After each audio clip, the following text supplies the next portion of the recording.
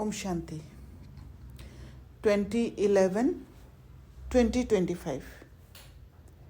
मीठे बच्चे, बाप आए हैं तुम बच्चों को शांति और सुख का वर्षा देने। तुम्हारा स्वधर्म ही शांत है, इसलिए तुम शांति के लिए भटकते नहीं हो। तो बाबा कह रहे कि तुम्हारा स्वधर्म ही शांत है। माना हमारे पास ये वो कैपेसिटी है कि हम शांत हो सकते हैं, बाहरी हलचल से मुक्त हो सकते हैं।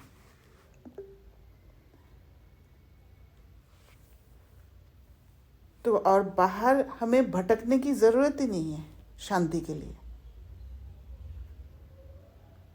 क्योंकि आज तक हम शांति के लिए बाहर भटके। तो बाबा कह रहे तुम्हारा स्वधर्म ही शांत है। तो फिर जब स्वधर्म शांत है तो हमें वो शांति को महसूस करने के लिए, ये समझने के लिए कि हमारा स्वधर्म ही शांत है, हमें अंदर जाना होगा। अंदर जाके वो शांति को अनुभव करना होगा, वो कोर में जाना ज़रूरी है। और बार बार जब वो एक्सपीरियंस करेंगे तब जाके शांति के लिए हम भटकेंगे नहीं। प्रश्न: अभी तुम बच्चे 21 जन्मों के लिए अखूट खजानों में वजन करने योग्य बनते हो। क्यों? उत्तर: क्योंकि बाप जब नई सृष्टि रचते हैं तब तुम बच्चे उनके मददगार बनते हो, अपना सब कुछ उनके कार्य में सफल करते हो। इसलिए बाप उसके रिटर्न में 21 जन्मों के लिए तुम्हें अखुट खजानों में ऐसा वजन करते हैं जो कभी धन भी नहीं खुटता, दुख भी नहीं आता, अकाले मृत्यु भी नहीं होती। तो अब जो बाबा को हम देते हैं सिर्फ स्थूल चीज़ें नहीं, जो हमारे अंदर के हलचल को सरेंडर करते हैं बाबा के आगे, तो फिर बाबा हमारा वो फुलफिलमेंट स्टेट देते हैं,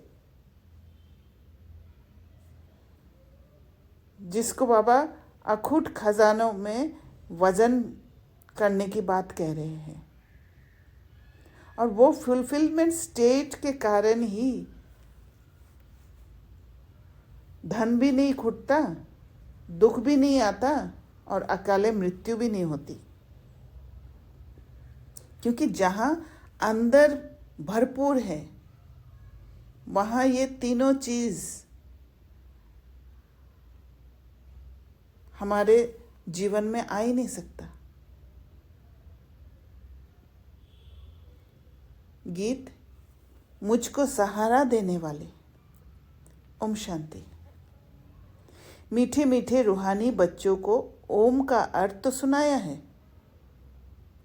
कोई कोई सिर्फ ओम कहते हैं, परंतु कहना चाहिए ओम शांति।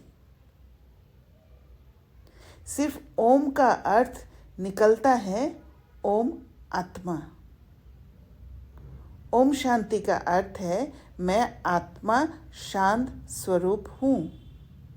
बाबा को बार बार ये बताना पड़ता है कि ओम शांति का अर्थ है मैं आत्मा शांत स्वरूप हूँ।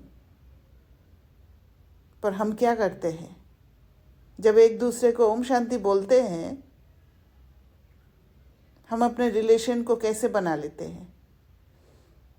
क्या हमारे बुद्धि में ये रहता है कि मैं आत्मा शांत स्वरूप हूँ?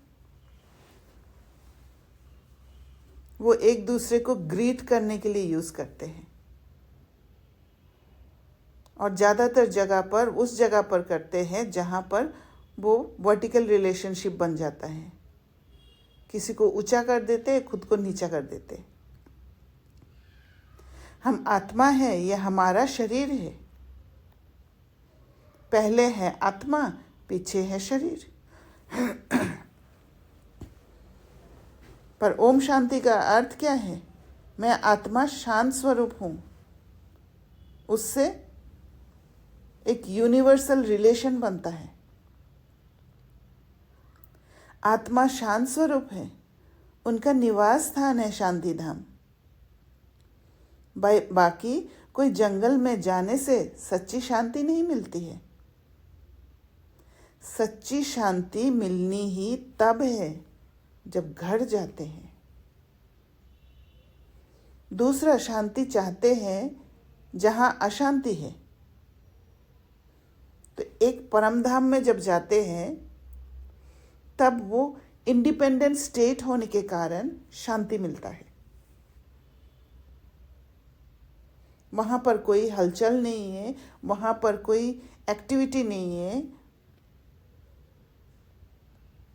वहां पर माइंड भी परसीव नहीं कर पाता है, इसलिए वहां शांति है।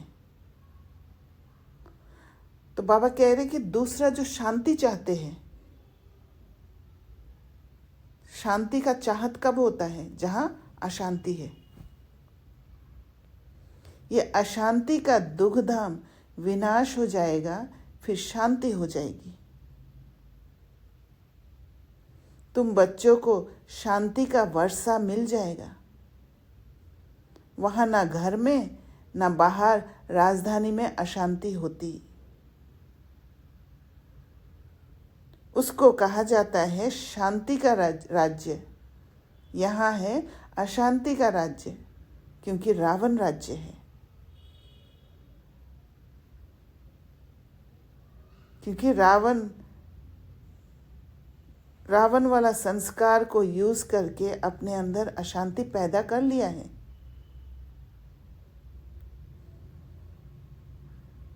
और उसके कंट्रोल में आ जाते हैं। वह है ईश्वर का स्थापन किया हुआ राज्य। फिर द्वापर के बाद आसुरी राज्य होता है। असुरों को कभी शांति होती नहीं। जहाँ पर अंदर में असुर है, एक एक जो संस्कार है, चाहे घृणा का, चाहे नफरत का, चाहे ईर्ष्या का, क्रोध का, जो भी है, सब एक एक असुर है। और ये सारे अशांति पैदा करता है। घर में, दुकान में, जहां तहां अशांति ही अशांति होगी। 5 विकार रूपी रावण अशांति फैलाते हैं। रावण क्या चीज है, ये कोई भी विद्वान, पंडित आदि नहीं जानते, क्योंकि सेल्फ चेकिंग करना नहीं आता है उनको, अंदर जाना नहीं आता है उनको, सेल्फ कनेक्ट होना नहीं आता है, सेल्फ लव नहीं पता। इसलिए कोई विद्वान, पंडित आदि नहीं जानते रावण क्या चीज है। समझते नहीं है हम वर्ष वर्ष रावण को क्यों मारते हैं। सतयुग त्रेता में ये रावण होता ही नहीं। वह है ही देवी राज्य। ईश्वर बाबा देवी राज्य की स्थापना करते हैं तुम्हारे द्वारा। अकेले तो नहीं करते हैं। तुम मीठे मीठे बच्चे ईश्वर के मददगार हो। आगे थे रावण के मददगार, क्योंकि अशांति फैला रहे थे, पर अब शांति फैलाने में पुरुषार्थ कर रहे हैं। इसीलिए कोई भी अशांति वाला बात आते ही अंदर हलचल होने लग जाता है। अब ईश्वर आकर सर्व की सद्गति कर रहे हैं। पवित्रता, सुख, शांति की स्थापना करते हैं। तुम बच्चों को ज्ञान का अब तीसरा नेत्र मिला है, और ये ज्ञान का तीसरा नेत्र ही शांति स्थापना में मदद करेंगे। मन जैसे पहले परसीव करते थे, वो परसेप्शन बदलने लग जाता है जब ज्ञान का तीसरा नेत्र मिलता है।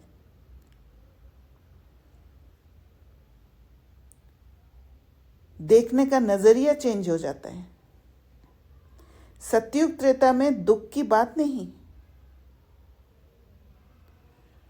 क्योंकि यहीं पर पुरुषार्थ करके ज्ञान का तीसरा नेत्र को यूज करके एक एक अशांति से लिबरेट होते जाती है आत्मा। तब जाके सतयुग त्रेता में दुख की बात नहीं। कोई गाली आदि नहीं देते, गंध नहीं खाते। यहाँ तो देखो गंध कितना खाते हैं। दिखाते हैं श्री कृष्ण को गौएं बहुत प्यारी लगती थी। ऐसे नहीं कि श्री कृष्ण कोई ग्वाला था, गौ की पालना करते थे। नहीं, वहाँ की गौ और यहाँ की गौ में बहुत बहुत फर्क है। वहाँ की गायें सतोप्रधान बहुत सुंदर होती है। जैसे सुंदर देवताएं वैसे गायें। देखने से ही दिल खुश हो जाए। वह है ही स्वर्ग, ये है नर्क। सभी स्वर्ग को याद करते हैं, भले स्वर्ग को जानते नहीं है, पर ये परसेप्शन है कि स्वर्ग वो सुख की दुनिया है। स्वर्ग और नरक में रात दिन का फर्क है। रात होती है अंधियारी, दिन में है सोजरा। ब्रह्मा का दिन गोया ब्रह्मावंशियों का भी दिन हो जाता, क्योंकि नॉलेज का लाइट होता है उसमें। सब कुछ रिवील्ड होता है, हिडन कुछ भी नहीं होता है। पहले तुम भी घोर अंधियारी रात में थे, जहां पर दिखाई नहीं देता था, संशय रहता था। इस समय भक्ति का कितना जोर है। महात्मा आदि को सोने में वजन करते रहते, क्योंकि शास्त्रों के बहुत विद्वान हैं। उन्हों का प्रभाव इतना क्यों है, ये भी बाबा ने समझाया है। झाड़ में नए नए पत्ते निकलते हैं तो सतोप्रधान है। ऊपर से नई सोल आएगी तो जरूर उनका प्रभाव होगा ना, अल्पकाल के लिए, क्योंकि दिखाई देगा कि वो अलग टाइप का सोल है। उसका प्योरिटी का महसूस होगा। इसी कारण से सोने से वजन करते हैं। ऊपर से नई सोल आएगी तो जरूर उनका प्रभाव होगा ना, अल्पकाल के लिए। सोने अथवा हीरो में वजन करते हैं, परंतु ये तो सब खलास हो जाने हैं। मनुष्य के पास कितने लाखों के मकान हैं, समझते हैं हम तो बहुत साहूकार हैं। तुम बच्चे जानते हो, ये साहूकारी बाकी थोड़े समय के लिए है। ये सब मिट्टी में मिल जाएंगे। तो ये साहूकारी सिर्फ मकान में नहीं, हर जगह पे दिखाई देता है। किसी को कोई अवार्ड मिला तो ऐसे लगता है कि वहाँ अवार्ड, उसको अवार्ड मिला, मुझे नहीं मिला।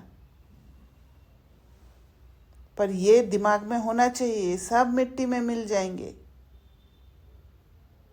ये टेम्परेरी अवार्ड नहीं चाहिए हमें। किनकी दबी रही धूल में बाप स्वर्ग की स्थापना करते हैं।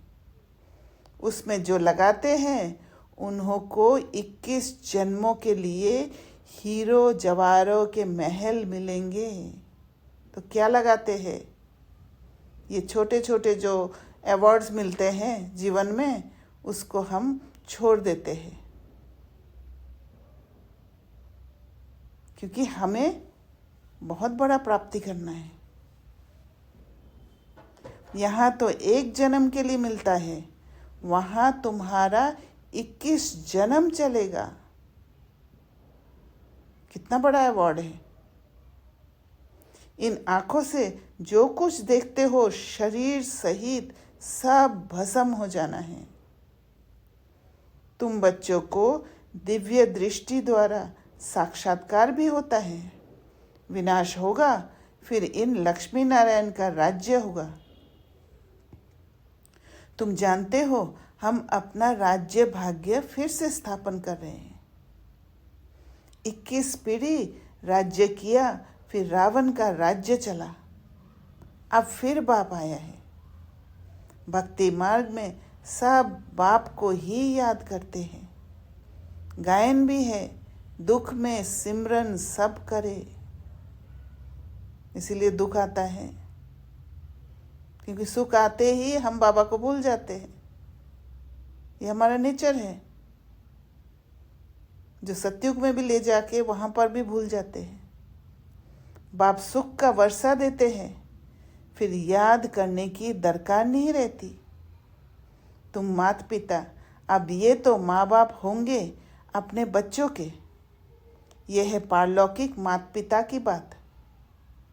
अभी तुम ये लक्ष्मी नारायण बनने के लिए पढ़ते हो। स्कूल में बच्चे अच्छा पास होते हैं तो फिर टीचर को इनाम देते हैं। अब तुम उनको क्या इनाम देंगे? तुम तो उनको अपना बच्चा बना लेते हो जादूगरी से। दिखलाते हैं श्री कृष्ण के मुख में माँ ने देखा माखन का गोला। अब श्री कृष्ण ने तो जन्म लिया सतयुग में, वह तो माखन आदि नहीं खाएंगे, वह तो है विश्व का मालिक। तो ये किस समय की बात है? ये है अभी संगम की बात। तुम जानते हो हम ये शरीर छोड़ बच्चा जाए बनेंगे, विश्व का मालिक बनेंगे। दोनों क्रिश्चियन आपस में लड़ते हैं और माखन मिलता है तुम बच्चों को। राजाई मिलती है ना। जैसे वो लोग भारत को लड़ाकर मक्खन खुद खा गए।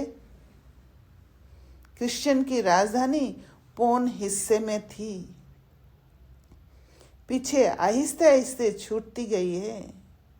तो ये सिर्फ क्रिश्चियन और हमारे बीच के बात नहीं है।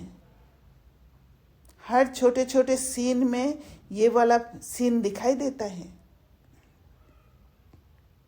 अगर उस सीन को अच्छी तरह हम देख पाते हैं तो वही दिखेगा कि दोनों क्रिश्चियन आपस में लड़ रहे हैं और माखन हमें मिल रहा है, क्योंकि गुप्त रूप में हम माखन ले रहे हैं। तो वो कॉन्शियसनेस रहना चाहिए, ना कि वो क्रिश्चियन के साथ लड़ने लग जाए। सारे विश्व पर सिवाय तुम्हारे कोई राज्य कर ना सके, सिर्फ हम ही राज्य करेंगे। तुम अभी ईश्वरीय संतान बने हो, ईश्वरीय संतान, भगवान के बच्चे बने हैं। तो कहीं ना कहीं हमारा इम्पोर्टेंस कितना है ये दर्शाते हैं कि ईश्वरीय संतान है हम। तो ईश्वरीय संतान का आँख छोटे मोटे चीज में नहीं जा सकता है, वो बहुत ऊंचा स्टेट है। अभी तुम ब्रह्मांड के मालिक और विश्व के मालिक बनते हो। विश्व में ब्रह्मांड नहीं आया, सूक्ष्म वतन में भी राजाई नहीं है। सतयुग त्रेता ये चक्र यहाँ स्थूल वतन में होता है। ध्यान में आत्मा कहाँ जाती नहीं। आत्मा निकल जाए तो शरीर खत्म हो जाए। इसलिए ध्यान जब होता है तो कहाँ होता है? मन में होता है। जो भी साक्षात्कार होता है वो मन में होता है। ये सब है साक्षात्कार। रिद्धि सिद्धि द्वारा ऐसे भी साक्षात्कार होते हैं जो यहाँ बैठे विलायत की पार्लियामेंट आदि देख सकते हैं। बाबा के हाथ में फिर है दिव्य दृष्टि की चाबी। तुम यहाँ बैठे लंदन देख सकते हो। औजार आदि कुछ नहीं, जो खरीद करना पड़े। ड्रामा अनुसार उस समय पर वह साक्षात्कार होता है जो ड्रामा में पहले से ही नूंद है। जैसे दिखाते हैं भगवान ने अर्जुन को साक्षात्कार कराया, ड्रामा अनुसार उनको साक्षात्कार होना था। ये भी नूंद है, कोई की बड़ाई नहीं है, ये सब ड्रामा अनुसार होता है। श्री कृष्ण विश्व का प्रिंस बनता है, गोया मक्खन मिलता है। तो विश्व का जो प्रिंस बनते हैं वही है मक्खन। तो हमें तो विश्व का प्रिंस बनना है, तो छोटे मोटे चीज़ों में थोड़ी ना अटकना है। ये भी कोई जानते नहीं कि विश्व किसको, ब्रह्मांड किसको कहा जाता है। ब्रह्मांड में तुम आत्माएं निवास करती हो। सूक्ष्म वतन में आना जाना, साक्षात्कार आदि इस समय होता है, फिर 5000 वर्ष सूक्ष्म वतन का नाम नहीं होता। तो सूक्ष्म वतन अभी ही होता है। कहा जाता है ब्रह्मा देवता नमः, फिर कहते हैं शिव परमात्माए नमः। तो सबसे ऊंच हो गया ना। उनको कहा जाता है भगवान। वे देवताएं हैं मनुष्य, परंतु देवी गुण वाले हैं। है मनुष्य पर देवी गुण वाले हैं। आसुरी संस्कार सब खत्म कर दिया। बाकी 4-8 भुजा वाले मनुष्य होते नहीं, वहां भी 2 भुजा वाले ही मनुष्य होते हैं, परंतु संपूर्ण पवित्र, अपवित्रता की बात नहीं। अकाले मृत्यु कभी होती नहीं, क्योंकि मृत्यु का डर ही नहीं है। मृत्यु वर्ड ही नहीं है वहां पे, शरीर छोड़ने का वर्ड है। तो तुम बच्चों को बहुत खुशी रहनी चाहिए।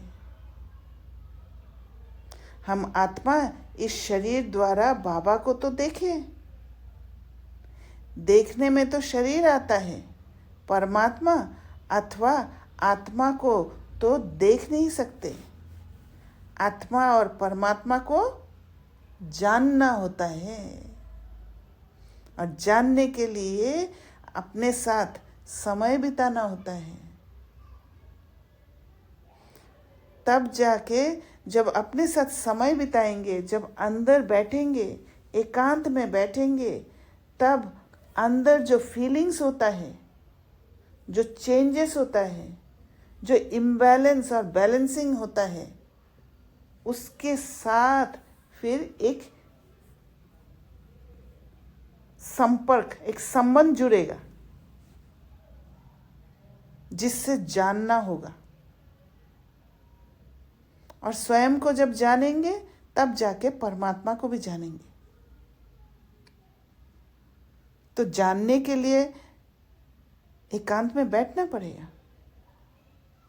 देखने लिए फिर दिव्य दृष्टि मिलती है, और सब चीजें दिव्य दृष्टि से बड़ी देखने में आएगी। राजधानी बड़ी देखने में आएगी। आत्मा तो है ही बिंदी। बिंदी को देखने से तुम कुछ भी नहीं समझेंगे, क्योंकि आत्मा को समझना है, जानना है। देखने से कोई फायदा नहीं होगा। आत्मा तो बहुत महीन है। बहुत डॉक्टर्स आदि ने कोशिश की है आत्मा को पकड़ने की, परंतु किसको पता नहीं पड़ता। वो लोग तो सोने हीरो में वजन करते हैं। तुम जन्म जन्मांतर पद्मपति बनते हो। तुम्हारा बाहर का शो जरा भी नहीं। साधारण रीति इस रथ में बैठ पढ़ाते हैं, तो रथ के अंदर प्रवेश किया और पढ़ा रहे हैं, देख नहीं सकते हैं। तो बाहर का शो कुछ भी नहीं है उसमें। उनका नाम है भागीरथ। ये है पतित पुराना रथ, जिसमें बाप आकर ऊंचते ऊंच सर्विस करते हैं। बाप कहते हैं मुझे तो अपना शरीर है नहीं, मैं तो ज्ञान का सागर, प्रेम का सागर हूँ, तो तुमको वर्षा कैसे दूँ? ऊपर से तो नहीं दूंगा, क्या प्रेरणा से पढ़ाऊंगा? ज़रूर आना पड़ेगा ना। भक्ति मार्ग में मुझे पूछते हैं, सबको प्यारा लगता हूँ। गांधी नेहरू का चित्र प्यारा लगता है, उनके शरीर को याद करते हैं। तो बाबा प्यारा क्यों लगते हैं? क्योंकि बाबा आके हमें दुख से छुड़ाते हैं, लिबरेट करते हैं, कुछ प्राप्ति होता है। जो बाबा को पुकारा है उसके लिए मदद मिलता है, इसी वजह से बाबा प्यारा है। आत्मा जो अविनाशी है उसने तो जाकर दूसरा जन्म लिया, बाकी विनाशी चित्र को याद करते हैं। तो ये जो गांधी नेहरू को याद करते हैं वो विनाशी चित्र को याद करते हैं। आत्मा तो उड़ गई और दूसरा जगह जन्म ले लिया। ये भूत पूजा हुई ना। समाधि बनाकर उन पर फूल आदि बैठ चढ़ाते हैं, ये है यादगार। शिव के कितना मंदिर है, सबसे बड़ा यादगार शिव का है ना। सोमनाथ मंदिर का गायन है, मोहम्मद गजनवी ने आकर लूटा था। तुम्हारे पास इतना धन रहता था। बाबा तुम बच्चों को रत्नों में वजन करते हैं। क्या वजन रत्न दे रहे? ज्ञान रत्न दे रहे। और एक एक ज्ञान रत्न कितना लिबरेटिंग है। खाली उन रत्नों को जगह पर फिट करना है, ऑर्नामेंट बना लेना है, आत्मा लिबरेट हो जाएगी। खुद को वजन नहीं कराता हूँ, बाबा खुद को वजन नहीं कराते हैं। मैं इतना धनवान बनता नहीं हूँ, तुमको बनाता हूँ, क्योंकि बाबा ऑलरेडी धनवान है, ऑलवेज फुल। हम खाली हो जाते हैं, इसलिए हमें बनना पड़ता है। उनको तो आज वजन किया, कल मर जाएंगे। जो साधु संत को वजन कराते हैं, उनको आज वजन किया, कल मर जाएंगे। धन कोई काम नहीं आएगा। तुमको तो बाप अखूट खजाने में ऐसा वजन करते हैं जो 21 जन्म साथ रहेगा, लेकर जाएंगे और 21 जन्म सुख भोगेंगे। अगर श्रीमत पर चलेंगे तो वहाँ दुख का नाम नहीं, कभी अकाले मृत्यु नहीं होती। यहाँ पर अगर श्रीमत पर चलेंगे तो वहाँ का वो सुख वाला, जो जहाँ पर दुख का नाम ही नहीं है, अकाले मृत्यु ही नहीं है, वो वाला जीवन बिताएंगे। मौत से डरेंगे नहीं। यहाँ कितना डरते हैं, रोते हैं, वहाँ कितनी खुशी होती है।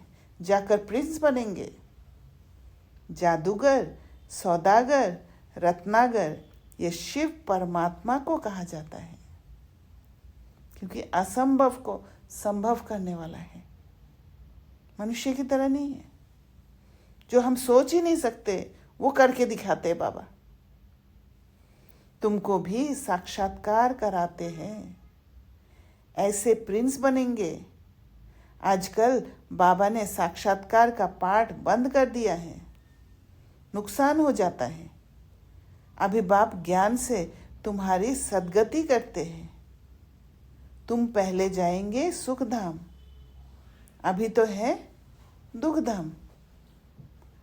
तुम जानते हो आत्मा ही ज्ञान धारण करती है, इसलिए बाप कहते हैं अपने को आत्मा समझो। तो आत्मा ज्ञान धारण करती है, जैसे कि एक ऑर्नामेंट पहना है आत्मा, ज्ञान के ऑर्नामेंट। जब वो धारण होता है तब जाके बाप कहते हैं अपने को आत्मा समझो, क्योंकि आत्मा जब समझेंगे तभी जाके ज्ञान धारण कर पाएंगे। आत्मा में ही अच्छे व बुरे संस्कार होते हैं। तो जब सेल्फ कनेक्ट होगा, जब अंदर जाएंगे, तभी जाके वो चेकिंग होगा अच्छे और बुरे संस्कार का। शरीर में हो तो शरीर के साथ संस्कार भस्म हो जाए। तुम कहते हो शिव बाबा हम आत्माएं पढ़ती है इस शरीर द्वारा, नई बात है ना। हम आत्माओं को शिव बाबा पढ़ाते हैं, ये तो पक्का पक्का याद करो। क्यों याद करना पड़ रहा है? क्योंकि ये विश्वास करना ही मुश्किल है, नई बात है, इसलिए कि शिव बाबा हमें पढ़ाते हैं। पर पक्का पक्का याद करना माना क्या है? उस कॉन्शियसनेस में टिकना है कि हाँ बाबा पढ़ाते हैं। और सिर्फ मुरली टाइम पे नहीं पढ़ाते हैं, सारा दिन टीचर बनकर कुछ ना कुछ सिखा रहे हैं। हम सब आत्माओं का वह बाप भी है, टीचर भी है। बाप खुद कहते हैं मुझे अपना शरीर नहीं है, मैं भी हूँ आत्मा, परंतु मुझे परमात्मा कहा जाता है। साधारण आत्मा नहीं, परम आत्मा है वो। आत्मा ही सब कुछ करती है, बाकी शरीर के नाम बदलते हैं। आत्मा तो आत्मा ही है। मैं परम आत्मा तुम्हारे मुआफिक पुनर्जन्म नहीं लेता हूँ। मेरा ड्रामा में पार्ट ही ऐसा है जो मैं इनमें प्रवेश कर तुमको सुना रहा हूँ। इसलिए इनको भाग्यशाली रथ कहा जाता है। इनको पुरानी जुत्ती भी कहते हैं। शिव बाबा ने भी पुराना लॉन्ग बूट पहना है। बाप कहते हैं मैंने इसमें बहुत जन्मों के अंत में प्रवेश किया है। पहले पहले ये बनते हैं ततत्वम। बाबा कहते हैं तुम तो जवान हो, मेरे से जास्ती पढ़कर ऊंच पद पाना चाहिए, परंतु मेरे साथ बाबा है तो मुझे घड़ी घड़ी उनकी याद आती है। तो ब्रह्मा बाबा ही कह रहे बाबा मेरे साथ सोता भी है, परंतु बाबा मुझे भाकी नहीं पहन सकते, क्योंकि एक ही शरीर है, इसलिए भाकी नहीं पहन सकते हैं। तुमको भाकी पहनते हैं, तुम भाग्यशाली हो ना। तो साकार में जब शिव बाबा ब्रह्मा बाबा के तन में आते थे और बच्चों को भाकी पहनते थे, तो वो बच्चे भाग्यशाली हैं। शिव बाबा ने जो शरीर लोन लिया है, तुम उनको भाकी पहन सकते हो। मैं कैसे पहनूं? मुझे तो ये भी नसीब नहीं है, इसलिए तुम लकी सितारे गाए हुए हो। बच्चे हमेशा लकी होते हैं। बाप पैसे बच्चों को दे देते हैं, तो तुम लकी सितारी ठहरे ना। शिव बाबा भी कहते हैं तुम मेरे से लकी हो, तुमको पढ़ाकर विश्व का मालिक बनाता हूं, मैं थोड़ी बनता हूं। तुम ब्रह्मांड के भी मालिक बनते हो। बाकी मेरे पास जास्ती दिव्य दृष्टि की चाबी है। मैं ज्ञान का सागर हूं, तुमको भी मास्टर ज्ञान सागर बनाता हूं। मास्टर ज्ञान सागर बनाते हैं बाबा हमें। तो हर सिचुएशन में, हर कदम पर ज्ञान को जब यूज करने लगेंगे, तब मास्टर ज्ञान सागर बनेंगे। ज्ञान से जब वो दिव्य बुद्धि को खोलते जाएंगे, तब मास्टर ज्ञान सागर बनेंगे।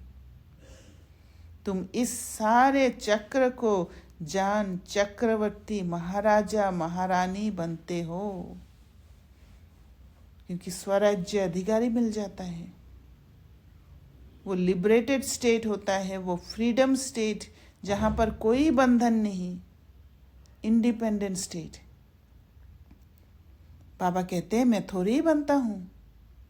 बूढ़े होते हैं तो फिर बच्चों को विल कर खुद वानप्रस्थ में चले जाते हैं। आगे ऐसा होता था। आजकल तो बच्चों में मोह जाकर पड़ता है। पारलौकिक बाप कहते हैं, मैं इनमें प्रवेश कर तुम बच्चों को कांटों से फूल विश्व का मालिक बनाए, आधा कल्प के लिए सदा सुखी बनाए। मैं वानप्रस्थ में बैठ जाता हूँ। बाबा बनाकर निश्चिंत होकर घर चले जाते हैं, क्योंकि वहाँ बाबा की ज़रूरत ही नहीं है 21 जन्म के लिए।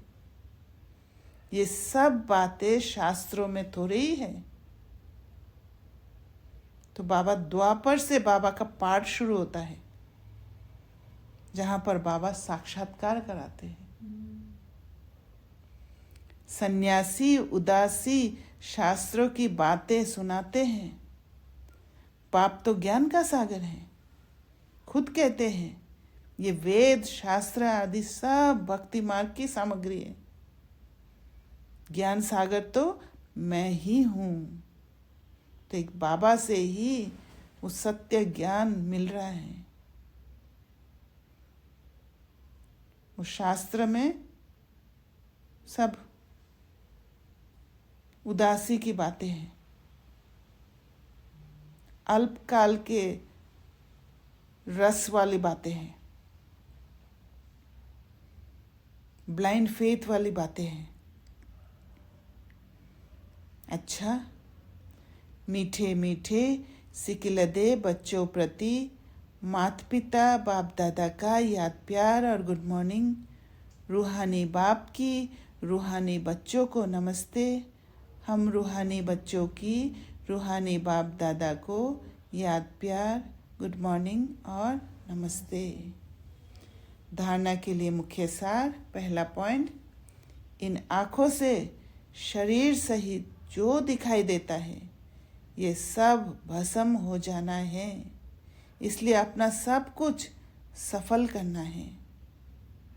जो भी बातें आ रहे, जो भी मन में वो जो डिसइल्यूजनमेंट होना है, वही एक एक चीज़ हम सफल करते हैं।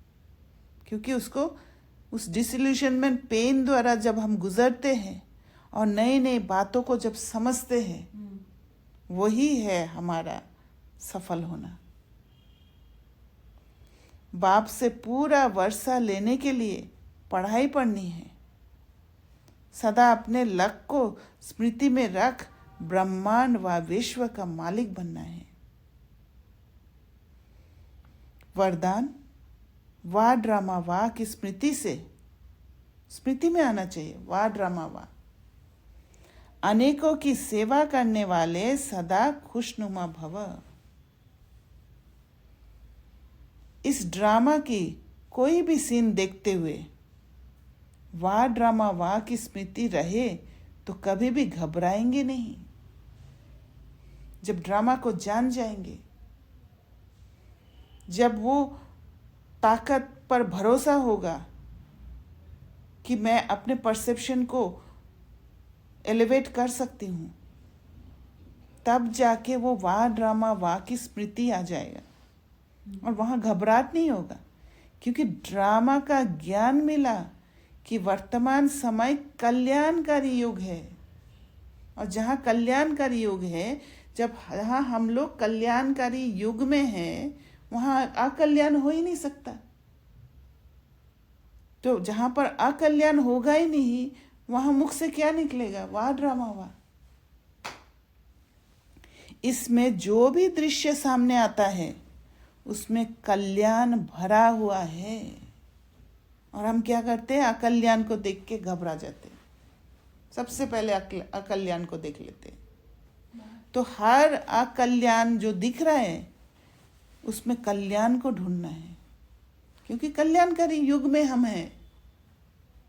बाबा ने डिक्लेयर कर दिया, वो यहाँ अकल्याण हो ही नहीं सकता। वर्तमान में कल्याण दिखाई ना भी दे, लेकिन भविष्य में समाया हुआ कल्याण प्रत्यक्ष हो जाएगा। क्योंकि हमारा स्थिति ऐसे होता है कि हम देख नहीं पाते। हम एक ही चीज़, वो कल्याण में एक बुद्धि में आ गया कि ये अकल्याण है, उसी में अटक जाते हैं, वहां से छूट ही नहीं पाते। बाद में जो कल्याण होगा वो अंदर से ही होगा ना, बाहर से तो नहीं होगा। राइट। तो दिखाई तभी देगा जब आप अंदर जाओगे, क्योंकि अंदर जाने के बाद वो बेहद की दृष्टि खुल जाता है। तो तभी के तभी दिख जाएगा। बेहद की दृष्टि खुल जाता है। तब आपका जो देखने का जो स्पेक्ट्रम है वो बढ़ जाता है। तब एक जगह पे अटके हुए नहीं होते हो। तो इसलिए वर्तमान में कल्याण दिखाई ना भी दे, लेकिन भविष्य में समाया हुआ कल्याण प्रत्यक्ष हो जाएगा। भविष्य में क्यों? जब वो अंदर का हलचल खत्म होता है, मन शांत होता है, जब आप अपने कोर में टिक जाते हो, तब जाके वो समाया हुआ कल्याण प्रत्यक्ष होता है। तो वाह ड्रामा वाह की स्मृति से सदा खुशनुमा रहेंगे। तब पता चलेगा, ओ इसके पीछे ये कल्याण था और मैं फालतू में इतना दुख लिया है। पुरुषार्थ में कभी भी उदासी नहीं आएगी, क्योंकि एक भरोसा आ जाएगा। स्वतः ही आप द्वारा अनेकों की सेवा होती रहेगी। स्लोगन: शांति की शक्ति ही मनसा सेवा का सहज साधन है। क्योंकि मन जब शांत होगा, स्टेबल होगा, तब जाके शांति की शक्ति फैलेगा और वो सेवा का सहज साधन बनेगा। क्योंकि किसी को अगर आप वो शांति की शक्ति देते हो, वो एनवायरनमेंट देते हो, शांत एनवायरनमेंट देते हो, वो आत्मा ऑटोमेटिकली एलिवेट हो जाएगी। जहाँ शांति की शक्ति है वहाँ संतुष्टता है, फुलफिलमेंट है। अव्यक्त इशारे अशरीरी व विदेही स्थिति का अभ्यास बढ़ाओ। जितना अव्यक्त लाइट रूप में स्थित होंगे, हल्का, उतना शरीर से परे का अभ्यास होने के कारण यदि 2-4 मिनट भी अशरीरी बन जाएंगे तो मानो जैसे कि 4 घंटे का आराम कर लिया। वहां पर सोने की, नींद करने की जरूरत नहीं होता है, क्योंकि अशरीरी स्टेट ही वो नींद वाला स्टेट हो जाता है, आत्मा को रेस्ट मिल जाता है। ऐसा समय आएगा जो नींद के बजाय 4-5 मिनट अशरीरी बन जाएंगे और शरीर को आराम मिल जाएगा। लाइट स्वरूप की स्मृति को मजबूत करने से हिसाब किताब चुकतू करने में भी लाइट रूप हो जाएंगे। क्योंकि संगम युग है हिसाब किताब चुकतू करने का युग, इसलिए हल्का रह के हर एक हिसाब किताब चुकतू करते जाएंगे और मजबूती से करेंगे। अच्छा, ओम शांति। किसी को कुछ शेयर करना है तो कर सकते हैं। तो लास्ट वाली लाइन थी ना, लाइट स्वरूप के स्मृति को मजबूत करने से हिसाब किताब चुकतू करने में भी लाइट रूप हो जाएंगे। तो मतलब इसको आप एलाबोरेट कर सकते हैं या फिर एग्जाम्पल के साथ कि वो कैसे, उसका मेथड क्या होगा, या बाबा क्या एक्सप्लेन कर रहे हैं इस महावाक्य से? जैसे हमें पता है कि संगम युग में सब हिसाब किताब चुकतू हो रहे हैं। कहीं पर भी हम मीट करने जाते हैं, किसी से मिलते हैं, या कहीं पर आकर्षण होता है, कहीं पर रिजेक्शन होता है, ये सब कुछ हिसाब किताब ही चुकतू हो रहा है। और हिसाब किताब चुकतू होते समय अगर आप उस हल्के स्टेट में रहते हो तो वो हल्का स्टेट, जो स्टेबल माइंड जो होता है, उस स्टेबल माइंड का स्टेट से आप बहुत अच्छी तरह से उस हिसाब किताब का जो संबंध है उसको आप इजीली सेटल कर लोगे, हल्का होके सेटल करोगे। क्योंकि आप उस कॉन्शियसनेस में टिकते हो कि मैं यहाँ पर हिसाब किताब चुकतू हो रहा है, मेरा जो कार्मिक अकाउंट है वो सेटलमेंट हो रहा है। और जब उस कॉन्शियसनेस में आप टिकते हो तो आपको पता है मुझे क्या करना है, तो उसका आपका फोकस रहेगा उस हिसाब किताब को चुकता करने में। और उसके लिए आप बहुत हल्के रह के, जो न्यूट्रल स्टेट, उस न्यूट्रल स्टेट में टिक के आप अपने आप को मतलब वहाँ पर एक्यूरेसी के साथ आप एक्ट कर पाओगे। और जहाँ पर आप खुद भी लिबरेटेड रहोगे और दूसरों को भी लिबरेट करोगे, क्योंकि जहाँ आप ज्ञान को यूज़ करोगे, आपका इंटेंशन प्योर होगा, तो फिर आप किसी और को लिबरेट करने में मदद करोगे वो प्योर इंटेंशन के साथ। और जहाँ आप किसी आत्मा को लिबरेट कर रहे हो, वहाँ पर आप अपना हिसाब किताब चुकतू कर रहे हो।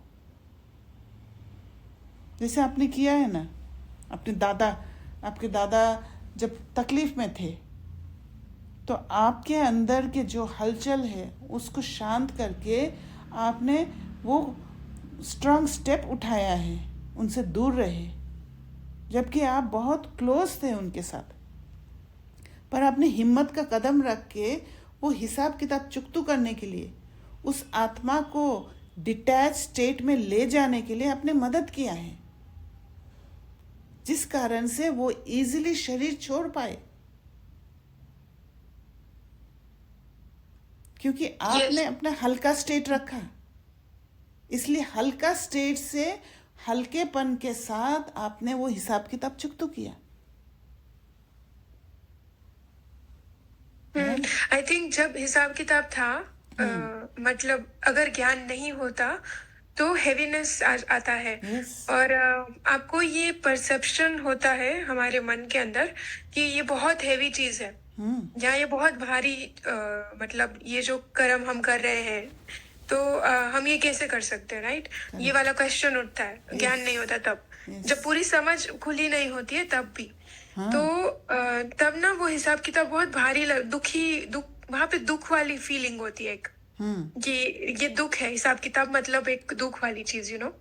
एंड बट आई थिंक आपने जो समझाया कि लाइट स्वरूप में रहने से मतलब कि आप उस चीज को उतना वेट नहीं दे रहे हो, दुख वाला वेट नहीं दे रहे हो। और वो स्टेट तक आप पहुंचे, राइट? पुरुषार्थ करके आप उस स्टेट तक पहुंचे, लाइट स्वरूप तक पहुंचे। आए थे, आपके अंदर भी हलचल आया था, पर आप उसके थ्रू पास होके फिर आप उस लाइट स्टेट को अचीव किया आपने। आई थिंक हलचल तब आया जब ज्ञान नहीं, समझ नहीं खुला था। जहाँ जहाँ डार्कनेस चल रहा था, जहाँ जहाँ मोह था, अटैचमेंट थी, वहां पे बहुत हलचल थी, क्योंकि वो एक परसेप्शन था, वो दिखा रहा था कि ये गलत है, ये कुछ you know it's going to give pain to the other soul. तो जब ये वाला परसेप्शन रहता है, या मैं सेल्फिश हो रही हूँ, मैं गलत कर रही हूँ, तब वो हिसाब किताब होता है। वो अकल्याण दिख रहा था, राइट? आपको हाँ, अकल्याण दिखता है। यस। और जैसे आप हल्का हो गए तो कल्याण, छिपा हुआ कल्याण निकल आया और हिसाब किताब चुकतू हो गया। Yes, right. जो बंधन था दो आत्माओं के बीच में, वो लिबरेशन हो गया दोनों के लिए। करेक्ट। दैट मीन्स हिसाब किताब चुकतू हो गया। यस। और मैं भी लाइट हो गई और उस आत्मा को भी लाइट किया। लाइट स्वरूप में होने से मैं भी लाइट हुई, फिर वो आत्मा जो ज्ञान में नहीं थी वो भी लाइट हुई, and then account resolve and the soul वो उड़ गई शरीर से, क्योंकि आप दोनों के बीच एक स्ट्रांग बंधन था, राइट? जब आप हल्के हो गए, आपने छोड़ दिया उस आत्मा को। जैसे आपने छोड़ दिया तो वो आत्मा फिर लिबरेट होगी, और सिर्फ वो लिबरेशन फीलिंग नहीं, वो लिबरेट अपने शरीर से भी लिबरेट होगी। हाँ, वो बहुत शॉकिंग था मेरे लिए भी वो देखना कि कितना गहरा था वो। मैं तो समझ ही नहीं पाई, मुझे तो लग रहा था कि वो प्यार है, लेकिन वो अटैचमेंट था, और अटैचमेंट की वजह से वो आत्मा दुख में थी, लेकिन शरीर नहीं छोड़ पा रही थी। और मुझे याद है आपने मेरे से शेयर किया था कि जब आप मतलब ज्यादा अपने दादा से अटैच्ड हो रहे थे, तब वो बीमार होते थे, तकलीफ से गुजरते थे। very heavy pain he was feeling when I was also feeling pain by seeing him in pain. And मैं खुद को दूर नहीं कर पाती थी क्योंकि वो दर्द में तो मुझे लगता था कि मेरी जरूरत है उनको. करेक्ट. लेकिन जब जब मैंने हिम्मत करके उनसे दूर गई तब वो ठीक हो गए. कुछ ही समय में बिल्कुल ठीक हो जाते थे वो जब मैं उनसे दूर होती थी.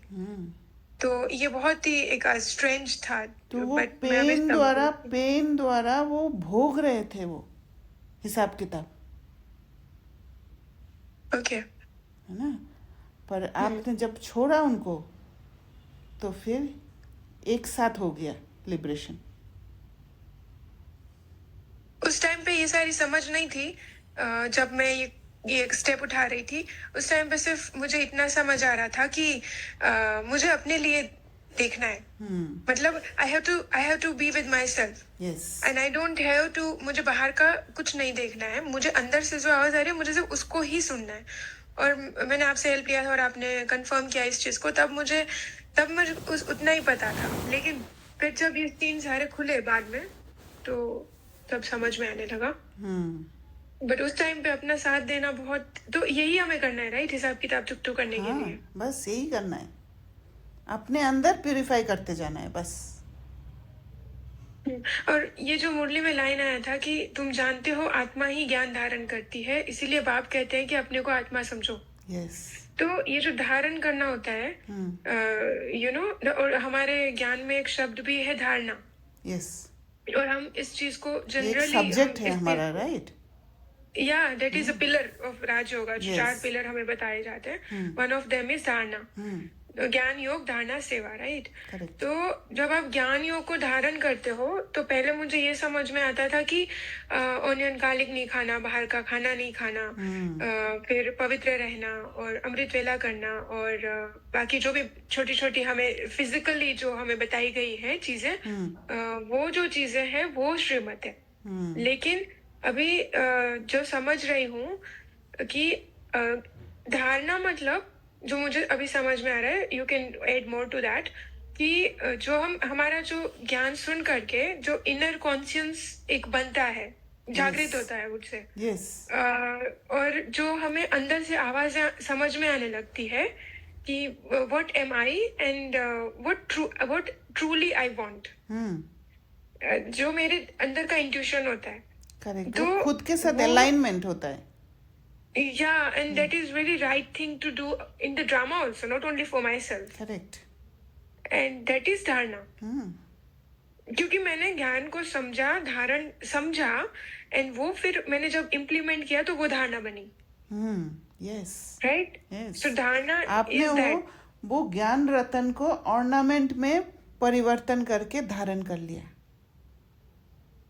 Yeah, so it's an ornament which I, the soul, am wearing, and that is dharana. Yes. Right? And फिर स्थूल जो धारणाएं हैं वो तो नेक्स्ट होनी ही है. मतलब अगर आई एम ये इनकलकेट कर रही हूँ मैं at soul level, then all the physical will be very easy for me to do, right? और बाबा का मेन श्रीमत क्या है? अपने को आत्मा समझकर बाप को याद करना है. तो वो इसी में ही आ जाता है. आत्मा तभी समझ पाएंगे जब ज्ञान को धारण करेंगे. और उसके लिए एकांत में बैठना इम्पोर्टेंट है. आत्मा को जानना, स्वयं को जानना, एकांत. जो देवोबहन ने कुछ दिन पहले आई थिंक मेंशन किया था ना कि अनएंटेंगलमेंट. जहां जहां मैं आत्मा एंटेंगल्ड हूँ वहां से एकांत में जाती हूँ मैं. And then I know my self. और वही टाइम होता है जब मैं अपने अंदर का आवाज सुन पाती हूँ. अदरवाइज हम नहीं सुन पाते, हम ऐसे ही कर्म करते रहते हैं. एंटेंगलमेंट तभी दिखता है जब आप अंदर जाते हो. नहीं तो वो तो नॉर्मल दिखता है. वो तो होगा ही, ये तो करना ही पड़ेगा, ऐसे दिखता है. हाँ, करना ही पड़ेगा. Yes right. और अंदर का आवाज नहीं आता है उस टाइम पे. राइट. क्योंकि बाहर से अंदर थोड़ी सुनाई देगा. अंदर जाना पड़ेगा ना. यस. उस टाइम पे जो आवाज रहती है सरफेस लेवल पे, वो लोगों की एक्सपेक्टेशंस, पास्ट एक्सपीरियंसेस, लोग क्या चाहते हैं वही होता है मोस्टली. क्योंकि लेकिन मैं क्या चाहती हूँ उसी से ही खुद का श्रृंगार करते हैं हम. to look good. हाँ, to be liked by everyone Yes. and to look good. Yeah. Yes. ठीक है, thank you. Okay, thank you. और किसी को कुछ शेयर करना है? ओम शांति दीदी. ओम शांति. हाँ जी. दीदी आज मुरली में है और बाबा भी बार बार रावण के बारे में कहता है और बाबा कहता है कि रावण को भी कोई नहीं जान पाया, बहुत विद्वान और पंडित भी रावण को नहीं जान पाया, ऐसे भी मुरली में था. तो आप ये इसको एक्सप्लेन करेंगे? हाँ, देखिए रावण क्या है. रावण वो परसेप्शन है जो हमारे अंदर बैठा है. वो द्वापर से शुरू हुआ है, जब हम खुद को छोड़ने लग गया. खुद को जब छोड़ा तब बाबा का दिया हुआ शिक्षा को छोड़ा हमने. वो धारणाएं जो हम लेकर गए थे वो सारा छोड़ा और बाहर निकल आए. तो रावण का जो आसुरी संस्कार है, जिसको यूज करते करते रावण ने जो सिखाया है हमें कि ये ऐसे करने से ये काम आता है, हमें रिजल्ट वो सेम मिलना ज़रूरी है. जैसे किसी के साथ अगर मेरा रिलेशन अच्छा बनाना है, तो अब हम सीख रहे हैं बाबा के हिसाब से वो दैवी गुण धारण करके सीख रहे हैं या स्किल्स सीख रहे हैं कि हिसाब किताब चुकतू करना है या ऐसे हम वो हार्मनी रिलेशन बनाना है, एक हॉराइजेंटल रिलेशन बनाना है. ये सब अभी बाबा से हम सीख रहे हैं. पर जब बाबा को भूल जाते हैं, जब हमारा ताकत धीरे धीरे गिरने लग जाता है, तो हमें चाहिए वो सेम रिलेशन चाहिए. वो सेम रिलेशन दूसरे तरीका से अपनाने के लिए हमने प्लीज करना शुरू किया, हम स्लेव बनना शुरू किया. वो रावण का तरीका है. तो विद्वान नहीं जानते माना संगम युग में बाबा ने हमें सिखाया, अंदर जाना सिखाया. और जब हम अंदर जाते हैं तब हम राइट रॉन्ग, अच्छा बुरा समझ पाते हैं, क्योंकि वो फीलिंग्स को समझ पाते हैं. कहाँ पर मन भारी हो रहा है, कहाँ पर मन हल्का हो रहा है, कहाँ पर अच्छा लग रहा है, कहाँ पर शांति महसूस हो रहा है. ये सब पता चल रहा है, जो विद्वान को भी पता नहीं है, सिर्फ हम बच्चों को पता है. क्योंकि आत्मा का ज्ञान बाबा ने हमें दिया है. हमने पहचाना बाबा को, हमने जाना खुद को. तो इसीलिए बाबा कह रहे हैं कि रावण को कोई विद्वान ने भी नहीं जाना. वो लोग बाहरी रूप से हर साल जलाते रहते हैं और वो कभी खत्म नहीं होता है. पर हम सही जगह पर रावण को पहचान पा रहे हैं और पहचान कर उसको खत्म करके फिर से हम वो दैवी संस्कार को जागृत कर रहे हैं. राइट? तो दीदी मुझे कभी कभी ऐसा लगता है कि जब कभी मन में फ्रिक्शंस होते हैं, निगेटिव कुछ आता है, स्पेशली फ्रिक्शंस ना, कुछ भी, यानी सिर्फ निगेटिव नहीं, डर है, एंजाइटी है, कुछ भी है, तो वो सब रावण है ना? यस, सब रावण है. वो एक्चुअली क्या है, जो डर, फियर, डाउट, एंजाइटी, ये सब है इल्यूजन्स, माया. रावण है बड़ा वाला संस्कार, जो हम 5 विकार को कह सकते हैं. उससे पैदा हुआ है ये छोटे छोटे फियर, डाउट, ये सब. क्योंकि रावण ने हमें डिपेंडेंट बनाना सिखाया. तो अब जब हमें इंडिपेंडेंट बनना है तो हमें अकेलापन महसूस होता है।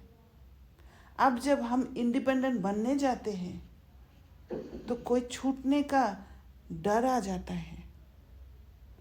मैं अकेले कर पाऊंगी कि नहीं, वो डाउट आ जाता है।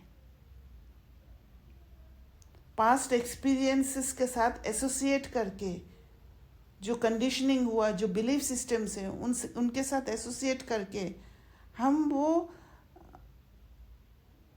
पक्का जो हो रखा है उसको छोड़ नहीं पाते हैं, उसको पकड़ के बैठ जाते हैं। और वो पकड़ के बैठने के कारण माया जो दिखाती है ना, उससे हम उसको इल्यूजन नहीं मान पाते हैं, वो रियल लगने लग जाता है। और वो जब रियल लगता है तब आपके अंदर हलचल होता है, मन में हलचल होने लग जाता है। तो वो एक ही तरीका है, जब भी मन में हलचल होगा, आप अगर रोज सॉलिट्यूड में बैठने का प्रैक्टिस करते हो तो मन में हलचल होते ही, क्योंकि आपने एक्सपीरियंस किया कि आपके अंदर एक शांति का जगह है जहाँ पर मुझे मदद मिलता है, जहाँ पर मैं पहुँचने से मैं ये सारे हलचल से छूट पाऊंगी। वो एक ट्रस्ट बैठता है उस जगह का। और जब वो ट्रस्ट बैठेगा बार बार अभ्यास से, तो जैसे ही कोई पेपर आएगा, कोई सिचुएशन सामने आएगा, आप तुरंत अंदर चले जाओगे और अपने अंदर का स्टेट को देख के, इम्बैलेंस स्टेट या बैलेंस स्टेट, ये ट्यूनिंग करना, अपने को कैलिब्रेट करना, ये सब आप सीख जाओगे जब आप एकांत में बैठोगे। क्योंकि ये एक एक फीलिंग्स है, बहुत सूक्ष्म फीलिंग्स है। ये बार आप जब खुद को जानेंगे आप, तभी आप ये सारे फीलिंग्स के साथ आपका परिचय होगा और फिर आप एक्सपर्ट बन जाओगे। सिचुएशन आया, माया इधर दिखा रही है बहुत कुछ, पर मुझे क्या करना है? अंदर जाओ।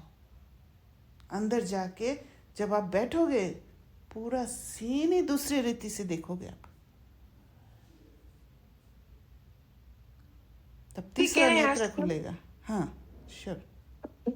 ये जो आपने बोला अंदर जा कर के अपने से पूछना, राइट, हर एक सीन में, तो जैसे आज के टाइम में स्पेशली अभी इतने सारे advisers, mentors in every field हो चुके हैं कि आपको चलाने के लिए, जैसे मुझे अगर कुछ किसी फील्ड में नहीं समझ में आ रहा है तो I need a mentor. I am not talking about spirituality only, I am talking about so many things, because I don't know my self. जैसे मुझे अभी खाना क्या बनाना है तो I have to ask to someone, right, या मुझे ये क्या करना है, मुझे अभी कौन सा कार्य करना है, तो there is someone, my boss और माय मदर और my anyone who is elder to me is there to tell me what to do, right.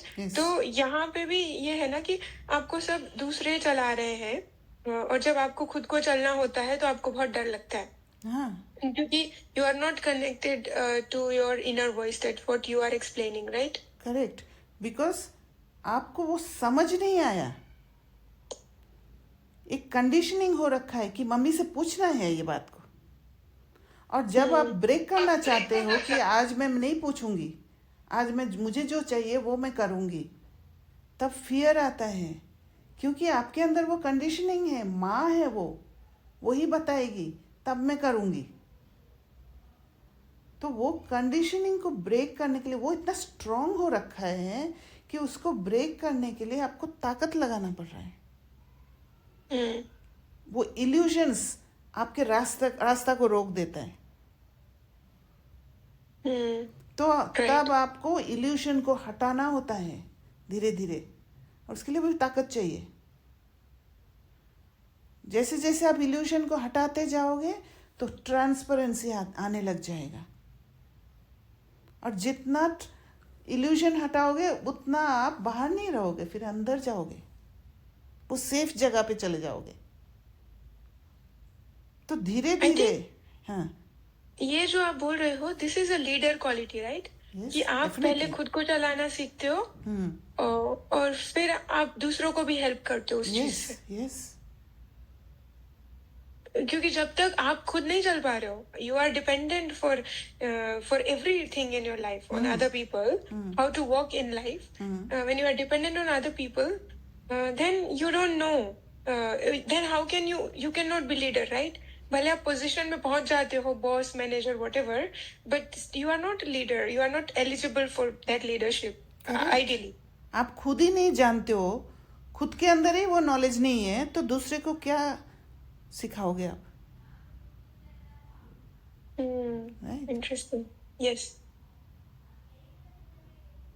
तो इसलिए खुद को जानना बहुत इम्पोर्टेंट है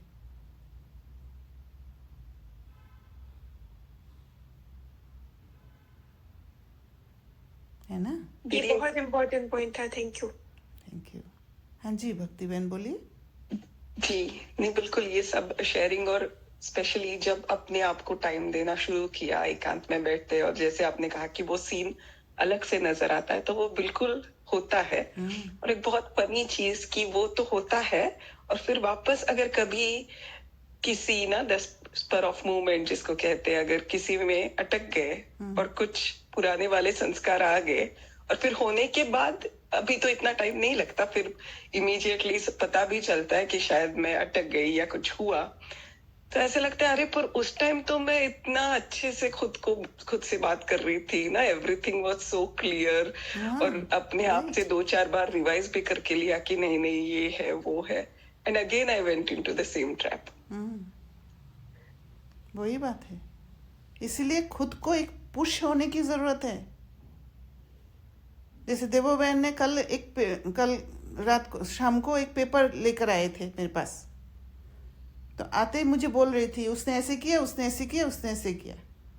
मैंने बोला कि आप पहले उस बात को लेकर बैठो, फिर मुझे बताना. पर देवो बहन अंदर नहीं जा पाई. सुबह जब हम वॉक के लिए निकले, तब वो नरेट करने लगी मुझे. तो आज तक क्या होता था, देवो बहन मुझे क्वेश्चन करती थी और मैं आंसर करती थी. आज मैं उल्टा क्वेश्चन फेंका और मैंने बोला कि सोचो आप इस बात को. पर वो क्या है कि वो क्वेश्चन करने का आदत है ना, वो बार बार क्वेश्चन कर रही थी. तो मैंने सीधा बोला कि मेरे से बात करना बंद करो और अंदर जाओ, सोचो. जैसे ही सोचा, पहले तो बोला आज मैं कंप्लेन करूंगी. तो मैंने बोला आपका कंप्लेन करने का पर्पस क्या है? तो देवोबहन ने शेयर किया कि जब आपने ये बात बोला, मुझे एक रिजेक्शन आया था आपके प्रति, और मुझे पता था कि रिजेक्शन आएगा, पर मुझे फर्क नहीं पड़ता है, क्योंकि ये भी एक प्रोसेस है. तो मैंने क्या किया, रास्ते पर चलते चलते मैंने बोला बिल्कुल मेरे से बात नहीं करना, आप चुपचाप सोचो इसके बारे में. तो पहला आंसर क्या था, मुझे बोला कि मुझे इसलिए कंप्लेन करना है क्योंकि मुझे अपने आप को प्रोटेक्ट करना है. ये आंसर आया था. फिर जैसे मैंने बोला कि आप सोचो इसके बारे में, मैंने बात करना बंद कर दिया. तो थोड़े दूर जाते ही उनके फेस पे स्माइल आने लग गया और मुझे बोला कि मुझे समझ में आ रहा है. मुझे एग्जैक्ट याद नहीं है क्या बोला था. फिर मैंने बोला ये सिर्फ फर्स्ट स्टेज है, आप और समय दो अपने आप को, सोचो इसके बारे में. तो जितने बार मैंने सोचने के लिए बोला, वो अंदर गई, और अंत में मुझे बोला मुझे कंप्लेन इसलिए करना है because I want to stand for myself. तो कहाँ प्रोटेक्शन, कहाँ स्टैंड फॉर माई सेल्फ. शब्द ही बदल गया, लैंग्वेज ही बदल गया. तब देवोबहन ने बोला मैंने तो आज तक जाना ही नहीं था कि ऐसे जाना होता है, ये प्रोसेस पता ही नहीं था. क्योंकि जब भी खुद के साथ बैठना होता है, वो आती थी, थक जाती थी और सो जाती है बस। सोना सॉल्यूशन नहीं है, खुद के साथ बैठना सॉल्यूशन है।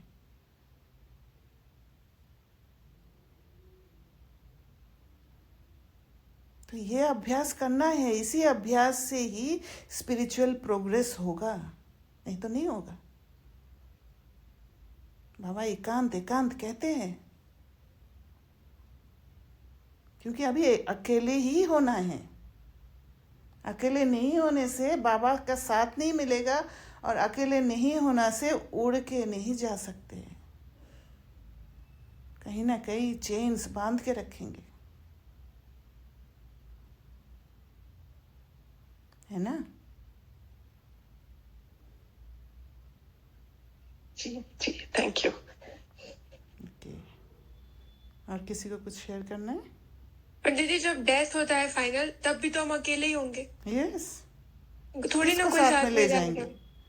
हाँ, कोई भी नहीं होगा उस टाइम सब पे। कहाँ है? मम्मी पापा काका मामा चाचा बाबा कहाँ है? नहीं, कोई भी नहीं। कोई लाइक नहीं। When my grandfather left the body, उनका बॉडी पड़ा था और आत्मा चली गई थी, तो मुझे लगा कि मैं किसे अपना बोल रही थी। मतलब इतना प्यार था, वो तो एक सेकंड में चला गया, खत्म हो गया।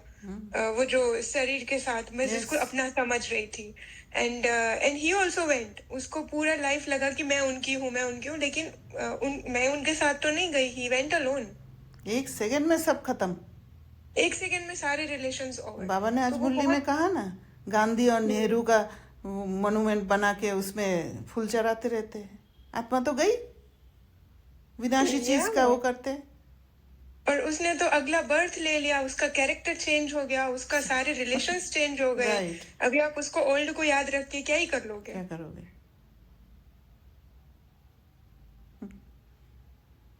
तो फाइनल एकांत ही है, और हम अभी उसको प्रैक्टिस जो कर रहे हैं, आई थिंक जो सिस्टर डेनिस भी कहते हैं, we are preparing for the death, yes, right? True.